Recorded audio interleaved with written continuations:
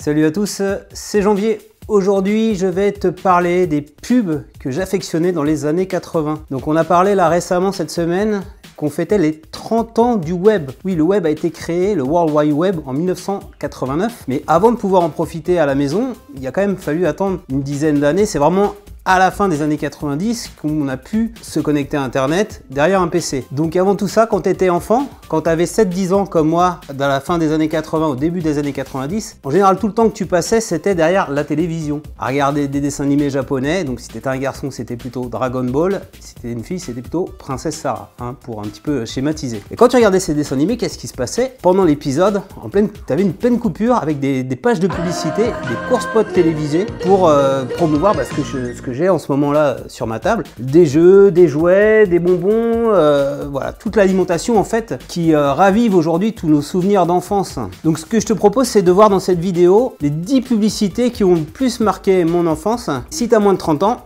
tu vas pouvoir voir un petit peu ce qui se passait à l'époque quand on n'avait pas internet à la maison. La télé vraiment avait beaucoup d'impact à l'époque, il y en a beaucoup moins aujourd'hui. Donc on démarre, ce que je te propose c'est de regarder ces 10 publicités.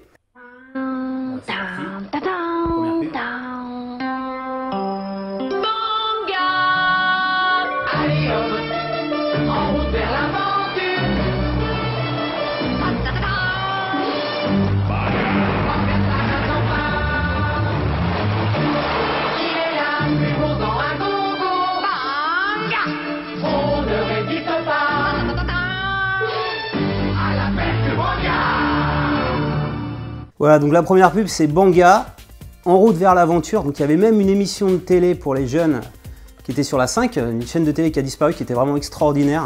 Je te montre une deuxième publicité qui m'a marqué également et qui a marqué toute la jeunesse. Elle est très courte.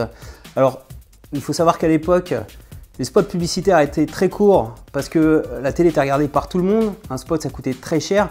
Et le principe, je crois que c'est une agence qui a mis ça en place, qui s'appelle Business, qui a été créée par Thierry Ardisson. Le but en fait de la réclame, il faut répéter des arguments chocs, avoir un slogan un petit peu qu'on arrive à mémoriser. Donc ce qu'on voyait à la télé bien souvent, on allait l'acheter en magasin et c'était grâce à la petite mémorisation publicitaire. Alors je te mets... C'est pas moi! C'est Murphy. Murphy. Donc publicité très courte, 10 secondes. On voit un petit singe qui s'appelle Murphy, il y a quelque chose qui est cassé derrière lui, il dit c'est pas moi c'est Murphy. On reprenait, je me souviens dans l'école, dans les cours de récré, dès que quelqu'un avait fait une bêtise, personne bien sûr se dénonçait, il disait pour rigoler c'est pas moi c'est Murphy. Voilà, enfin je sais pas s'il y en a qui ont connu ça, n'hésite pas à réagir. Je te montre la prochaine pub. Alors la prochaine pub c'est la pub de Carambar, certainement que vous connaissez encore parce que ça n'a pas disparu. Alors la blague c'est quoi là? Que dit une vache lorsqu'elle rencontre un homme? Bonjour monsieur. Voilà, c'est drôle. Hein. Alors on va mettre la petite pub Carambar.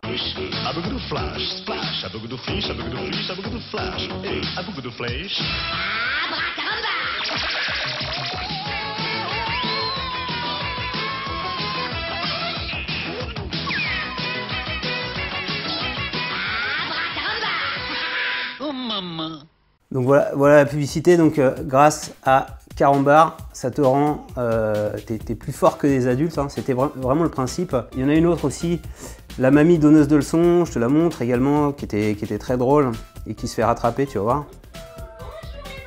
Bonjour madame, bonjour! Ferme ton menton, tu vas prendre froid.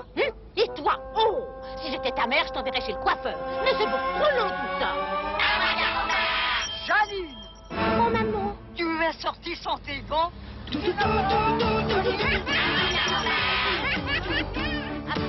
Voilà, donc même esprit, grâce à Carambar, les enfants ne se font plus avoir par cette vieille dame. Alors c'est pareil, cette petite réplique, tu devrais aller chez le coiffeur, mais c'est beaucoup trop long tout ça. Tu es sorti sans tes gants, c'était des trucs un petit peu qu'on se disait quand on avait 7-10 ans dans la cour de récré pour se chambrer. Alors après, tu as eu aussi Malabar pareil, même délire sur la pub de 20 secondes, je te la mets.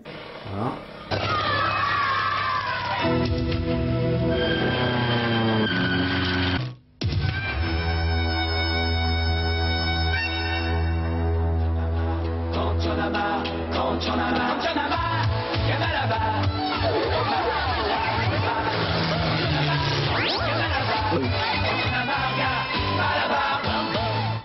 Et à mon grand regret, il y a le Malabar qui était avant un Malabar quoi, un mec un peu fort, etc., qui est là pour nous protéger.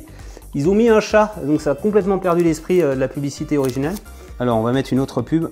Hein? Mais il mange des chocs à pic. Des chocs à pic de Nestlé. Les céréales au bon goût de chocolat. De chocolat, c'est ça qui est fort. Donne-moi tes chocs à pic. Donne-moi tes chocs à pic. Chocs à pic.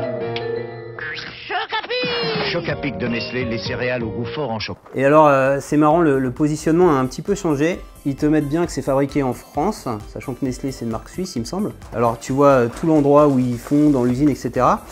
Autre chose marrante dans la boîte actuelle, il y a écrit B complet, sans huile de palme, hein, ça c'est un petit tacle pour Nutella, je crois qu'elle n'a pas changé sa méthode de fabrication. Je te mets une autre pub. Mask présente la riposte. Sacré Venom, il a vraiment envie d'avoir ma peau.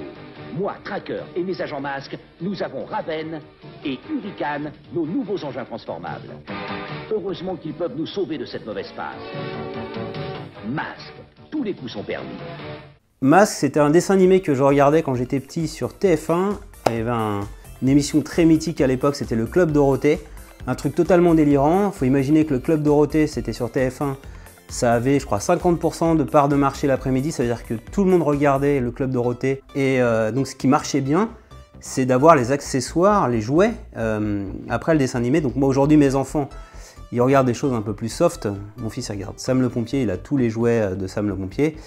Et ma fille, elle regarde, je crois, Lolly Rock. Pas de jouets Lolly Rock, mais elle a des poupées Barbie. Voilà, donc ça n'a pas changé également. Toujours les poupées Barbie. Alors, autre chose là, donc j'ai rêvé, que je n'ai jamais eu, je vais vous montrer, c'est la publicité de la NES. La nouvelle intelligence des jeux vidéo. Avec Rob, le robot surdoué, vous êtes le maître de vos aventures. Des aventures dont vous êtes le héros. Des scénarios passionnants et pleins d'humour. Des heures et des heures de jeu.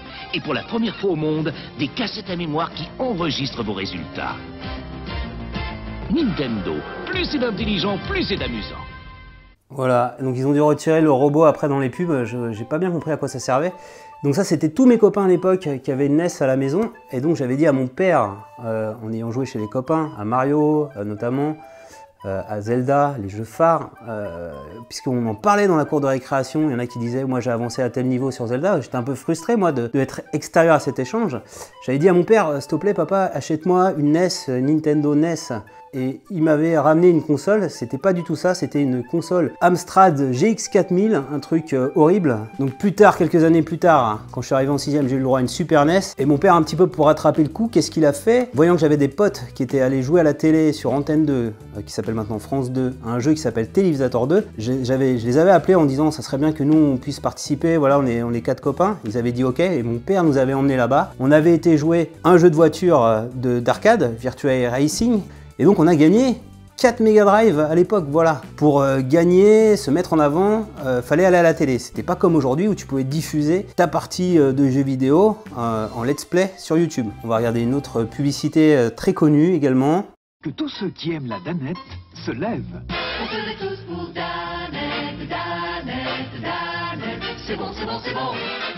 Danette, Danette, Danette, Danette. Tout le monde se lève pour Danette de Danone. C'est un yaourt à la vanille, voilà, très très délicieux de Danone. Danette de Danone, c'est tout le monde se lève pour Danette, littéralement on se lève pour Danette. Je coupe le son parce que j'aurai après des problèmes de droit. La musique, c'est la lambada, ça a été un carton.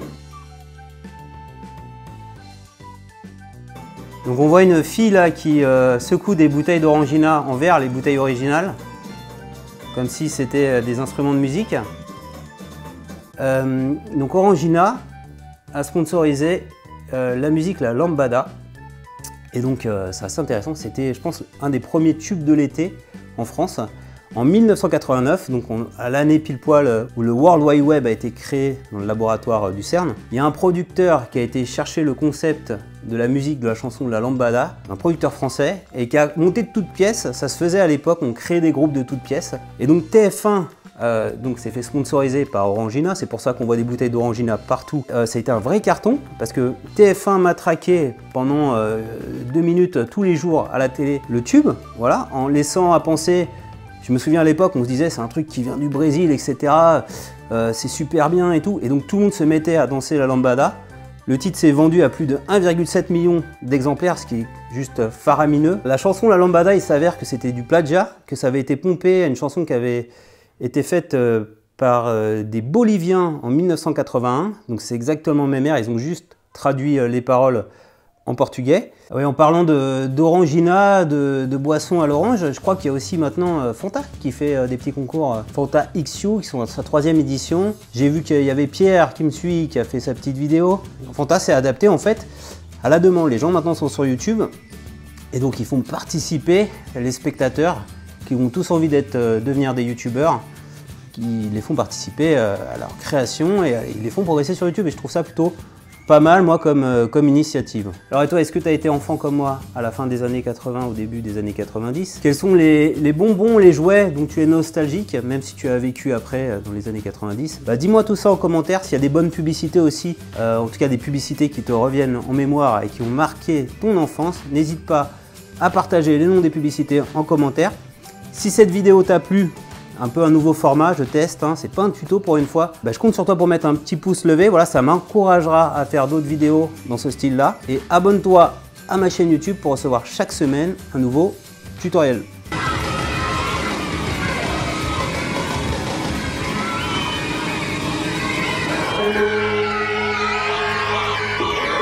Et toi, Jean-Baptiste, tu as gagné? Ouais, j'ai gagné. C'était dur? Ouais, c'était assez dur. C'était serré hein, quand même, elle était derrière toi, hein, souvent, et elle te passait devant même. Ouais. Bon, c'est bien, t'as gagné. Voilà, alors le score final est de 7 pour les rouges à 6 pour les bleus.